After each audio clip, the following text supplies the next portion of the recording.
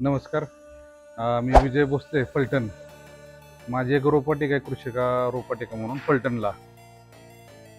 सुरुवातीला रोपं तयार करताना मला बऱ्याच अडचणी आल्या. बरं नुकसान झालं. म्हणजे भट्टी लावण्यातच माझे बऱ्याचशा चुका झाल्या.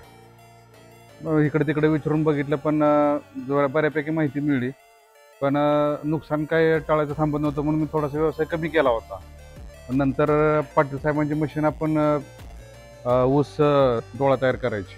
पण त्यांचा मेसेज आला की आपल्याला बाबा ट्रेनिंग आहे, तुम्ही या, तुम्हाला निश्चितच चांगली माहिती मिळेल. खरोखरच म्हणजे हो आनंदाचा दिवस म्हणावा लागेल की आपण जे व्यवसाय आता बंद करणार होतो त्याला कुठंतरी आता उभारी येईल.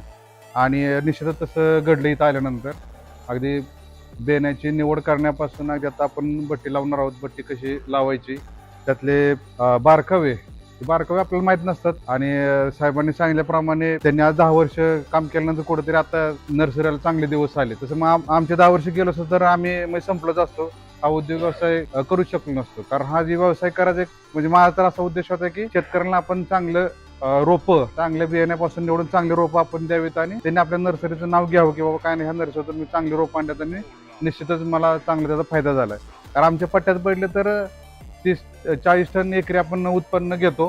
परंतु आता हळूहळू ते आपल्या मार्गदर्शनातून मी ते माझ्या नर्सरीचं अवलंबून करून निश्चितच शेतकऱ्यांना 100 टनापर्यंत कसं नेता येईल आणि रोपवालाच्या मार्फत मला पण सपोर्ट होईल आणि नर्सरीला सपोर्ट होऊन शेतकऱ्यांची उन्नती कशी होईल हे आपण बघणार आहोत.